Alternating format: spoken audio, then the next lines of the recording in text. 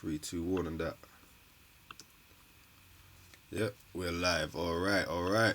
What's going on, people? It's French Guna coming back again with a little stream for you. A little predicted start and 11 predictions for the game.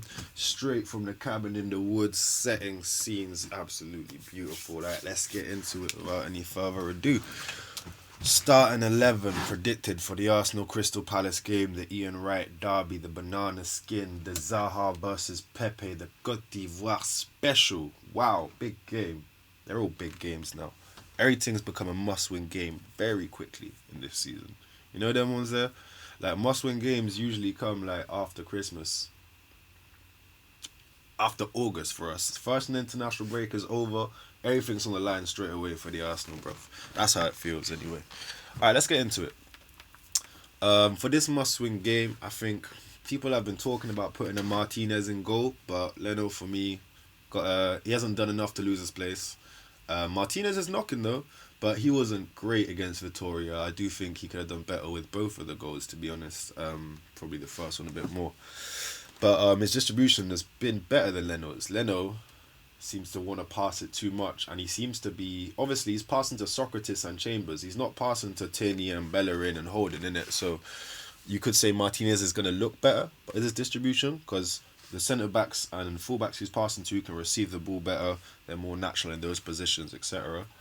But same way, there's also decision-making. Leno always wants to go short. And it's like, guy, you're bringing them right back onto us now. So, Socrates, we saw the goal from Watford, where Socrates just... yeah, it's painful. I don't even want to talk about it. Let's move on. Leno's in goal. Right back. Okay, so, disclaimer... This starting 11 isn't what... It's kind of what I want to see, but it's mostly what I think Emery's going to do. So, yeah, Chambers at right back.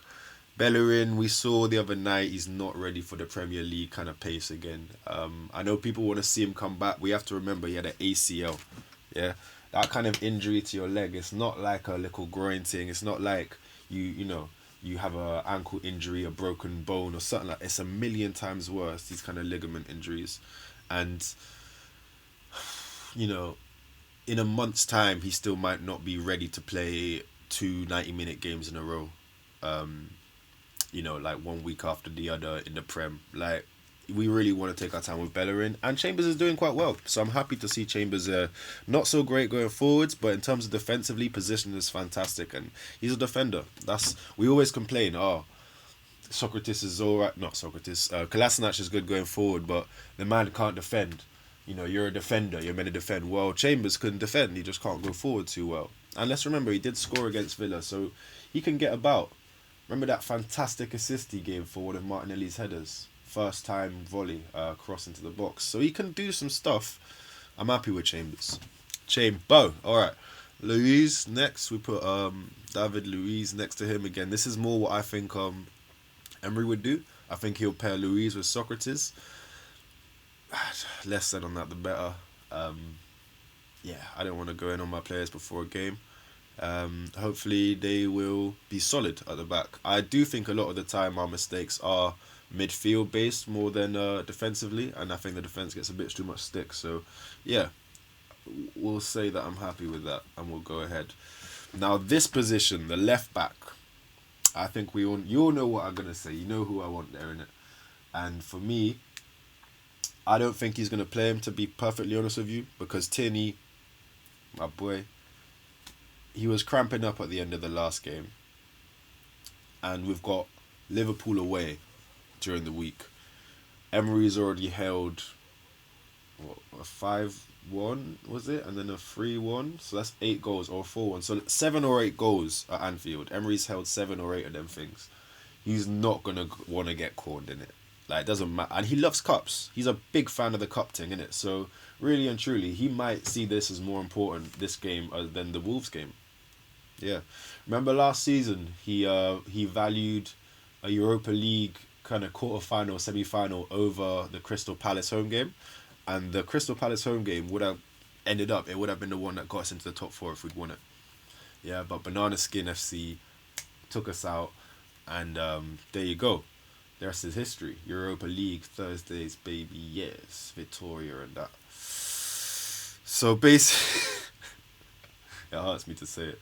So basically, we're back in a situation now where I think he's going to value the cup again over the home game against the team that's easy to beat on paper.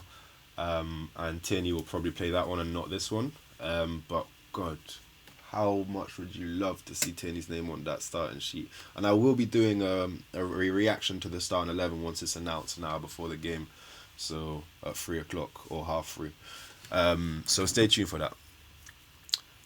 Going into the midfield now, we've got Xhaka. I think he's gonna put Xhaka. I think that's Emery's first name on the team sheet, Captain Xhaka. I don't agree with it. I don't know how the hell he's the first name on the team sheet, considering he was taken off in the last game when we needed to win. If you have to take your captain off to win a game, I've said this before, he's not the guy. But he's gonna play, isn't he? Let's be honest, he's gonna start this game. So Xhaka at the base of a midfield three. He's gonna go 4-3-3. Xhaka at the base. He's gonna have Guendouzi probably switching with Xhaka from time to time. I think out of possession, Guendouzi often hangs back, and even in possession, he sometimes has a deeper start in place than Xhaka. He's more mobile, so he doesn't mind coming back deeper and then being able to travel both ways. Whereas Xhaka just kind of, yeah. Anyway, Ceballos I think will be the other midfielder in front of Xhaka. Ceballos, man. He drinks Australia, he eats by... But, like, I don't know. You guys, tell me what you think about Dani Ceballos in it. Tell me what you think of... Giving me, like, a rating out of 10 for a season so far. Like, would you pay 40 M's for Dani Ceballos? Because we're hearing 30, 40 M's in it. Apparently, we've been trying to make bids to Real. I don't know, man. I think he's a talented player. He's clearly quite good in small spaces. But Emery ball, this long passing, directing, I don't think he's built for that. He is quite mobile. He's clearly more mobile than Xhaka, but it's not like he's got a burst of pace on him. He's not finishing the ball too tough. It's almost like we've got three players that like to be deep in the midfield, and we've not got one that really wants to get forward and get little touches on like inside and outside the box. Xhaka wants to be deep. Guendouzi can kind of do both. That's why I fucking love Guendouzi, yeah? Get you a fucking player who can do both. Because my man is box to box in the truest sense of the word. You can take the ball off the centre-backs. You can drive through the middle of the pitch. You can assist by doing nice little crosses just outside the box. Or you can drive into the box, win you a pen. I think the only thing he's missing is setting up a few like direct assists like in the box, on the ground. I want to see him do that more. And finishing the ball off, putting it in the back of the net. I think he's only scored one goal for Arsenal. It was a nice goal, but once those things click, and let's remember he's 19, once those things click, we've got a player on our hands, lads. We've got a bad boy player on our hands, innit? But yeah, all that to say that these three M's, these three midfielders here, they don't want to be around the box, really and truly. They don't want to pass into the box. We do have a guy who wants to be around the box, who wants to pass into the box. His name is Mesut Ozil. Apparently we've got him, but I haven't seen him for a while. So you tell me, do we have Ozil? Mesut Ozil? I definitely don't understand. I definitely don't understand. So, yeah, there you go. That's the midfield. Now, up front, I think, obviously, Aubameyang, no doubt. Lacazette's still coming back. I don't think he needs to start this game. He was a bit frustrated last game. You could see he was that little shit I was in thing with his hands to his face. I like that, but a lot of people didn't. And just generally, he was a bit frustrated. And I like that because he's a striker. So you want him to be frustrated if he's not scoring. If he's not scoring and he's like, oh yeah, it's a good game, I'll be pissed. So fine, good, but maybe he starts in that Liverpool game. That's a good look for Laka. Getting that start Anfield away, he's a big game player. I think that's the shout for him. So Aubameyang goes up top. He needs his 50th goal. It would be great for him to get it. 50th goal for Arsenal. Sort of needs to break that a little bit. He's gone 2 Prem games without scoring now. Very unlike Aubameyang. Very unlike Aubameyang. He usually scores every game or every other game. So he's going to score. Then we got Pepe on the right. I think that's a no-brainer. After seeing what he did against Vittoria, his confidence is through the roof. You need to start the lad. If he doesn't start him, I'm going to go backhand Emery. I will get a Barcelona right now and give him a backhand. That would be the most foolish selection mistake that I've seen him make in his whole time as Arsenal if he doesn't start Pepe now. Because Pepe, this is his time for him to kick on, get the ball. And look, it's Pepe against Zaha. We all know it. We wanted to get Zaha in the summer. Zaha wanted to come. He's been an Arsenal fan his whole life. He wants to play here. But the club didn't want to let him go. Palace said 90 M's. We said, do you want to take 10 M's every year for 9 years? They said no. We said, okay, then it's not going to happen, is it? So we end up with this situation now where Zaha's probably going to go summer. I don't think he'll go in January. He's too big a player for them. But summer he will probably be gone now. And he's probably going to have to go for a reduced price. And where's he going to go? Maybe a Liverpool? Maybe a Liverpool, especially if Mane goes.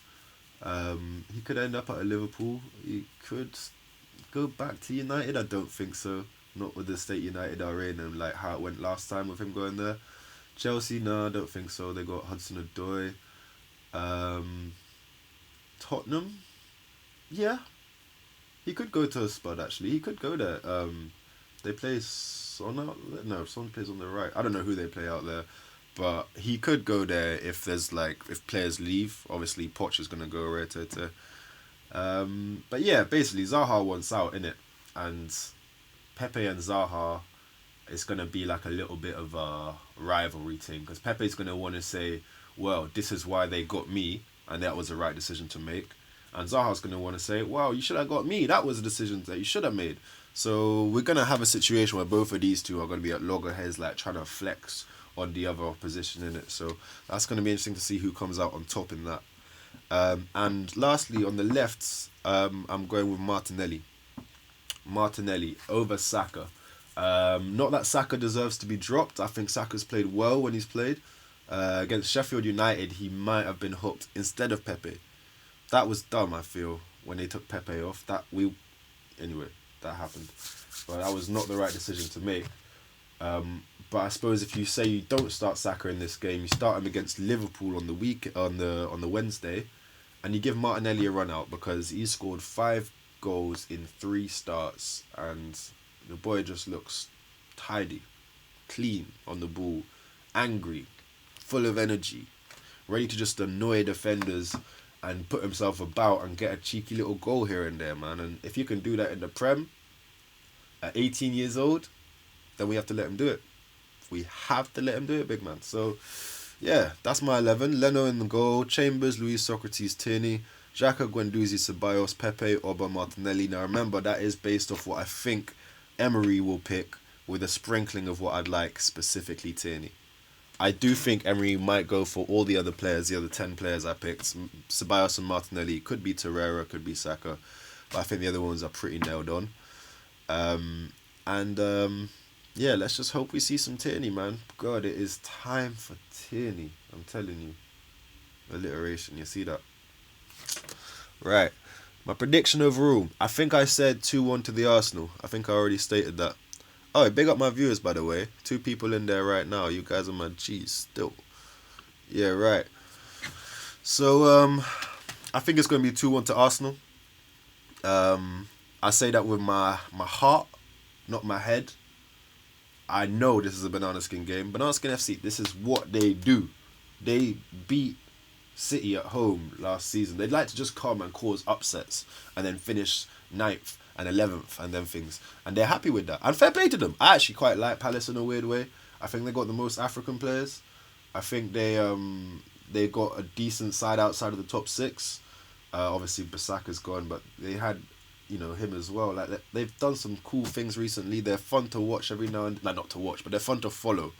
You know what I'm saying? Like I watch their highlights. You get me? I watch their fan vlogs because it's like a roller coaster for them, bruv. Like they could do bits against City and then go lose to Huddersfield. Like it's just mad at Crystal Palace, isn't it? Croydon. Their ground has a co-op in it.